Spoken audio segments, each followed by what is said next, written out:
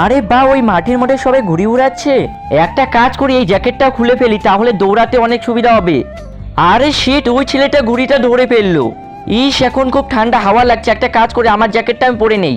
আরে আমার জ্যাকেটটা কই গেল? এই গাড়ির উপর রেখেছিলাম, আমার জ্যাকেটটা কে নিয়ে গেছে? আমি ভালোই ভালো বলছি, আমার জ্যাকেটটা আমাকে ফিরিয়ে দাও, না হলে আমার বাবা যেটা করছে আমি সেটাই করব।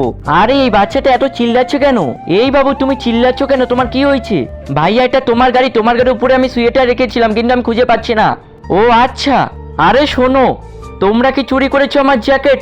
আরে না বাবু, ঠিক আছে যাও তাহলে। হ্যাঁ বলো মালিক।